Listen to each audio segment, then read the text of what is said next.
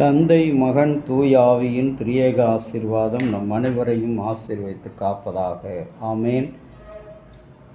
கிறிஸ்துவுக்குள் அன்பான இறை மக்களே, இந்த நாளின் சிந்தனைக்காக நியாயாதிபதிகள் 14ஆம் அதிகாரம் 1 வசனம். சிம்சோன் திம்னாவுக்கு போய் திம்னாவில் பெலிஸ்தியரின் குமாரத்திகளில் ஒரு பெண்ணை கண்டு திரும்ப வந்து அவன் தாய் தகப்பனை பார்த்து, திம்னாவின் பெலிஸ்தியரின் குமாரத்திகள் ஒரு பெண்ணை கண்டேன், அவளை எனக்கு கொள்ள வேண்டும் என்றான்.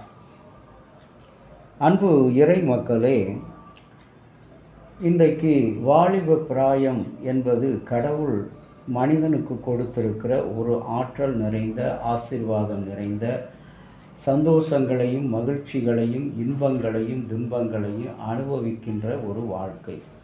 அந்த வாழ்க்கையை பெற்ற சிம்சோன் தன்னுடைய பணிக்காக சென்ற அயல் நாட்டிலே புற இன பெண்ணாகிய ஒரு பெண்ணை தனக்கு மன விருப்பும்படி வேண்டிக் கொண்டார். அதை ஆசைப்பட்ட அந்த மாத்திரத்திலே அந்த வாலிபன் தன்னையே அந்த பெண்ணுக்கு ஒப்பு கொடுத்து தாய் தகப்பனிடம் வந்து கேட்கிறான், நான் அந்த பெண்ணை எனக்கு சொந்தமாக்கி கொள்ள வேண்டும். அன்பான இறை மக்களே, யூத இன படுகொலையின் போது தலைமறைவாக இருந்த ஆன் பிராங்க் என்ற யூத பெண் எழுதிய நாட்குறிப்பு 1945 அவர் இறந்த பிறகு ஹிட்லர் அடக்குமுறையின் இருண்ட அத்தியாயத்தை உருவாக்க உலகுக்கு வெளிச்சமிட்டது. 1845 ஃப்ரெடரிக் டக்ளஸ் எழுதிய ஒரு புத்தகம் அடிமைத்தனத்தின் கொடூரத்தை பற்றி விழிப்புணர்வு ஏற்படுத்தி அமெரிக்காவில் அடிமைத்தனத்தை ஒழிக்க கருவியாக செயல்பட்டது. கென்யாவின் சுற்றுச்சூழல் ஆர்வலர் வங்காரி மந்தாய் சுற்றுச்சூழல் பாதுகாப்பு குறித்து பல புத்தகங்களை எழுதியிருந்தார். அவை ஆப்பிரிக்காவின் பாதுகாப்பு மற்றும் சுற்றுச்சூழல் கொள்கைகளின் விழிப்புணர்வு ஏற்படுத்தி மாற்றங்களை கொண்டு வந்தது. 2012ஆம் ஆண்டு தாலிபான்களின் கொலை தாக்குதலுக்கு தப்பிய மலாலா என்ற யூசுப்சாய் எழுதிய நான் மலாலா என்ற நூலை எழுதி 40க்கும் மேற்பட்ட மொழிகளிலே பெண் கல்வியை பெறுவதிலே எதிர்கொள்வதிலே சவால்கள் பற்றி விழிப்புணர்வை ஏற்படுத்தி இருக்கிறேன். அன்பு இறை மக்களை, வரலாற்றில் இந்த வாலிபர்கள் எல்லாம் பெரிய ஒரு விழிப்புணர்வை மாற்றத்தை கொண்டு வந்தார்கள்.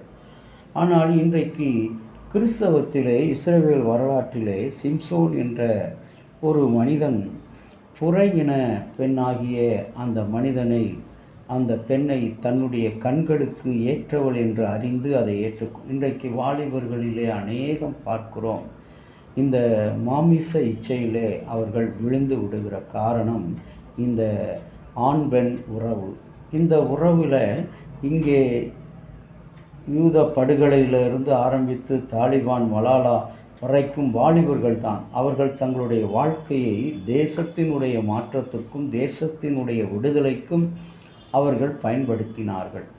ஆண்டவராகிய இயேசு கிறிஸ்துவும் அவ்வாறே தன்னுடைய வாலிப பருவத்தை கடவுளுக்கென்று, தந்தையாகிய கடவுளுக்கென்று அர்ப்பணித்தார். இன்றைக்கு எத்தனை பேர் நம்முடைய திருச்சபைகளில் குருசேகரங்களில் இறைப்பணிக்கென்று தங்களை அர்ப்பணிக்கிறார்கள், கர்த்தருடைய ஊழியத்துக்கென்று அர்ப்பணிக்கிறார்கள். எல்லாம் மாமிச இச்சையிலும் கண்களின் இச்சையிலும் நாகரிகத்திலும் பணத்துக்காக, புகழுக்காக, பெருமைக்காக அலைகின்ற அந்த நிலையிலே அவர்கள் அறியப்படுகிறார்கள்.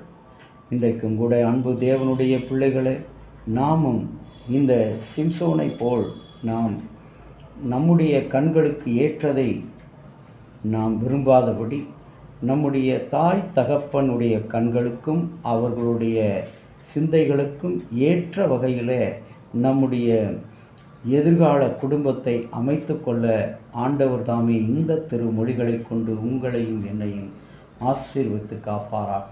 ஆமென். ஜெபம் செய்வோம்.